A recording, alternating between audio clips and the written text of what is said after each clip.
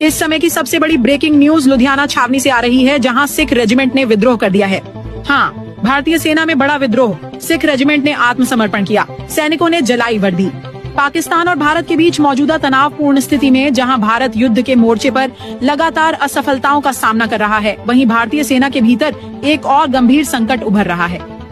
रिपोर्टों के अनुसार भारतीय सेना की सिख रेजिमेंट में गंभीर दुर्भावना और विद्रोह ने भारतीय सैन्य नेतृत्व को चिंतित कर दिया है। सूत्रों के अनुसार दंगा सिख रेजिमेंट की 14वीं बटालियन से शुरू हुआ, जहां सिख सैनिकों ने लड़ाई में सीधे तौर पर भाग लेने से साफ इनकार कर दिया। स्थिति को नियंत्रण में लाने के लिए सैन्य अधिकारियों ने इस यूनिट से हथियार वापस लेने का आदेश दिया, लेकिन यह निर्णय उल्टा पड़ गया। जैसे ही यह खबर अन्य यूनिटों में फैली, एक के बाद एक 4थी बटालियन, 18वीं बटालियन, 22वीं बटालियन, 7वीं बटालियन और 19वीं बटालियन ने उग्र विरोध प्रदर्शन शुरू कर दिया।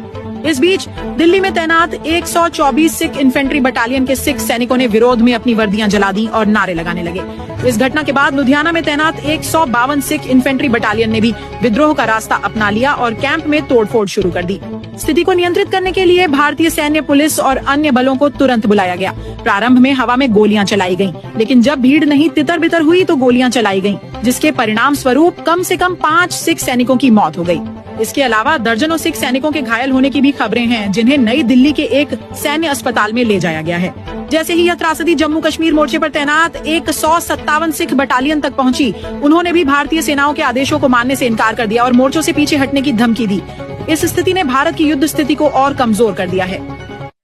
सैन्य विशेषज्ञों के अनुसार इस विद्रोह से न केवल भारतीय सेना के भीतर गहरे जातीय और धार्मिक विभाजन का पता चलता है, बल्कि इससे भारत की आंतरिक कमजोरियां भी उजागर हुई हैं। रक्षा विश्लेषकों का कहना है कि यदि इस स्थिति को नियंत्रण में नहीं लाया गया तो भारतीय सैन्य इकाइयों में और अधिक अराजकता फैल सकती है।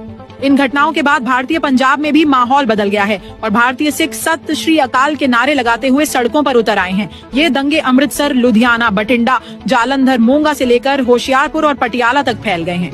भारत में सुरक्षा एजेंसियों के बीच फिलहाल आपातकालीन बैठकें चल रही हैं, जबकि तख्तापलट के वीडियो सोशल मीडिया पर वायरल हो रहे हैं।